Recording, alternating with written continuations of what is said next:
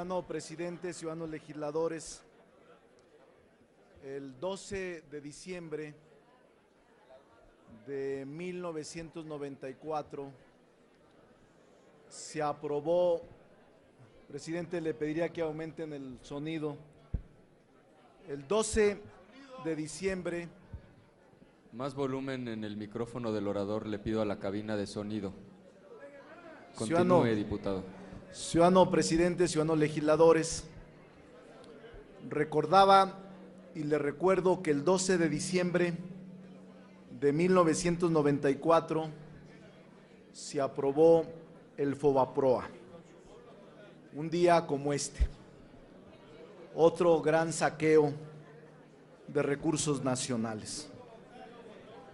Por eso propongo,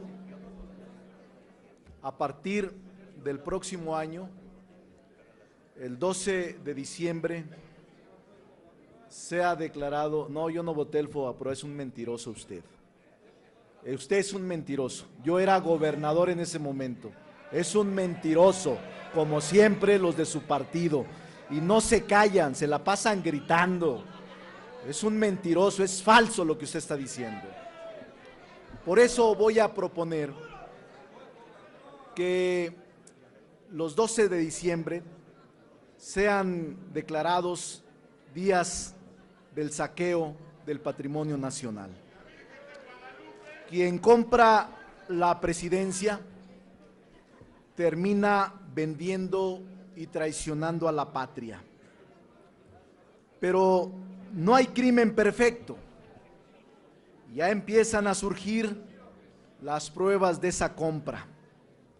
Ayer y hoy, un diario de circulación nacional, El Reforma, difunde datos duros, pruebas concretas, evidencias documentales de que los recursos de procedencia ilícita que se utilizaron en las campañas presidenciales del PRI y del PAN se había hecho a través de una red de lavado y defraudación fiscal utilizada en esas campañas, de acuerdo a una averiguación abierta por la PGR. Cito: los monederos electrónicos Monex de la campaña presidencial de Enrique Peña Nieto fueron financiados en parte por una red criminal dedicada a la venta ilegal de facturas, simulación de contratos y lavado de dinero, señala una investigación federal. Las empresas sospechosas también recibían sumas millonarias de dinero de grandes consorcios, casinos, políticos del PRI y familiares de funcionarios calderonistas para transferirlos a Panamá, Hong Kong, Dubái, Antillas Holandesas y Suiza, revelan los mismos documentos.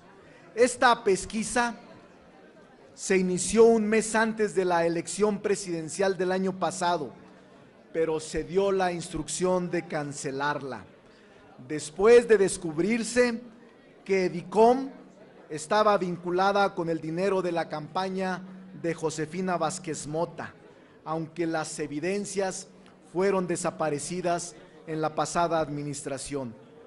PRI y PAN lavaron dinero de procedencia desconocida, por lo tanto ilícita, en sus campañas presidenciales.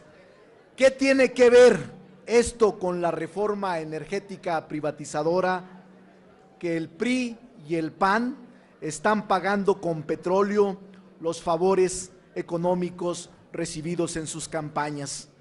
Quiero referirme a dos supuestos que contienen los transitorios, a dos supuestos que son grandes logros de la reforma energética. La salida del Consejo de Administración del Sindicato Petrolero y el Fondo Mexicano del Petróleo. El despido de Romero de Champ y 4 representantes sindicales en el Consejo de Administración de Pemex es solo el inicio de un proceso de despido mayor de trabajadores transitorios y de planta. Hacer de Pemex y de la Comisión Federal de Electricidad unas empresas productivas del Estado implica una acción muy sencilla: en 2 años echar a la calle a una tercera parte de su personal. Así lo dicen todos los estudios de productividad que se han hecho sobre el tema. Empezarán con los trabajadores transitorios, que no serán contratados más, y luego se irán sobre los trabajadores de planta que tengan menor antigüedad laboral, porque es donde las liquidaciones salen menos costosas. También incluye desaparecer divisiones corporativas enteras de las actuales empresas. De hecho, así se hizo con Petrobras, cuando decidieron transformarla en empresa pública modelo. Hablamos de echar a la calle a 60,000 trabajadores en 2 años entre las dos empresas, pero también hablamos de que las futuras corporaciones privadas que resulten beneficiadas con licencias y contratos petroleros no van a contratar a los trabajadores mexicanos con el régimen de prestaciones laborales y sociales que actualmente tienen los trabajadores del sindicato. Los presuntos cientos de miles de nuevos empleos que supuestamente traerá la reforma energética serán contratados con el régimen jurídico precario que prevé la nueva Ley Federal del Trabajo. Es decir, van a ser trabajadores pelones o rasurados en términos de prestaciones y seguridad social. De hecho, actualmente, con el mote de trabajadores pelones, se les conoce a los casi 60,000 empleados que laboran externamente para Pemex en empresas contratistas privadas que trabajan bajo el régimen de outsourcing y que tienen la vana ilusión de ser algún día trabajadores transitorios o de planta de la paraestatal. Quienes crean que los nuevos trabajadores del sector energético van a ser atendidos en el sistema de Pemex, o van a tener el pago de horas extras, o van a poder acceder a préstamos hipotecarios o personales muy atractivos, se van a llevar el fiasco de su vida.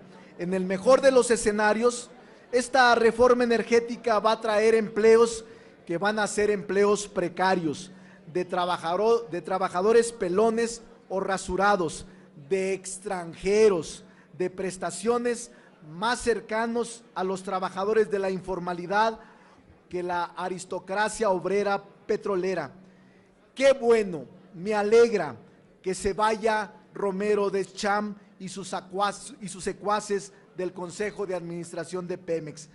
Qué malo que detrás de ellos se irán miles de trabajadores del sector energético a la calle durante los próximos 2 años. El Fondo Mexicano del Petróleo es otro de los presuntos logros de esta reforma. Su objetivo es recibir, administrar y distribuir los ingresos derivados de las asignaciones y contratos petroleros, con excepción de los impuestos. La idea es buena, pero la operación es bastante engañosa. De entrada, no es un fondo para administrar la renta petrolera, sino las sobras de lo que quede de la renta petrolera. No administrará propiamente los excedentes, sino los residuos de los excedentes. De entrada, por efecto de la privatización, la renta petrolera ya no va a ser lo que fue, el principal sostén de las finanzas públicas. Si el año pasado, este año, ingresaron 85,000 millones de dólares, el próximo año, si el precio del crudo se mantiene como ahora y se exporta la misma cantidad, el ingreso podría reducirse a la mitad. De eso que queda, conforme al artículo transitorio que reservé, el 14º, Hacienda llevará la mano para cobrar los impuestos correspondientes a las petroleras privadas. De este segundo remanente, el Fondo Mexicano del Petróleo deberá cubrir el Fondo de Estabilización de los ingresos petroleros y el Fondo de Estabilización de los Ingresos de Entidades Federativas. De lo que quede, es decir, de un tercer remanente, tendrán prioridad el presupuesto de egresos de la Federación para mantenerse en el volumen de ingresos del 2013. Después, un fondo de ahorro a largo plazo que deberá ser igual o mayor al 3% del Producto Interno Bruto del año previo, y si todavía sobra algo, podrá destinar el 0.15% del PIB a financiar el sistema de pensiones, otro 0.15% del PIB a financiar proyectos de inversión en ciencia y tecnología y energías renovables, y otro 0.15% del PIB en becas para la formación del capital humano en proyectos de mejora a la colectividad y en el desarrollo regional de la industria. Es decir, es un fondo para administrar las sobras, las migajas de lo que un día fue una gran renta petrolera estatal y que ahora se irá a las tesorerías de empresas privadas, nacionales y transnacionales. Si algún día el señor López Portillo habló de un fondo petrolero para administrar la abundancia, esta reforma trae bajo el brazo un fondo para administrar los residuos del ingreso petrolero. En síntesis, este Fondo Mexicano del Petróleo es una tomadura de pelo, es una réplica tardía de aquel fondo petrolero López Portillasco para administrar una abundancia que nunca llegó, o mejor dicho, que al final de aquel sexenio estalló en forma de crisis devaluatoria y de un crack económico sin precedente. Ciudadano presidente, ciudadanos legisladores, hemos estado aquí más de 22 horas. En lo personal, me he mantenido atento a todo el debate estas 22 horas. Sin embargo, les quiero reclamar a la directiva, es una forma irracional de debatir, es verdaderamente una forma absurda de deliberar. Siempre he creído que este tipo de prácticas deben abandonarse. A nadie le conviene este tipo de actitudes. Quedamos mal con todos. El propio debate es irracional. Nadie puede aguantar 24 horas ininterrumpidas en debate con lucidez y con inteligencia. Todos han hecho un esfuerzo, unos más que otros, pero finalmente creo que la patria merecía un debate de mayor nivel, de mayor altura, de mayor inteligencia. Ciudadano presidente, a usted y a los miembros de la mesa directiva les expreso mis respetos por su tolerancia y el respeto a los acuerdos. Y a todos ustedes, a los que pusieron atención, muchas gracias. Y a los que no, también.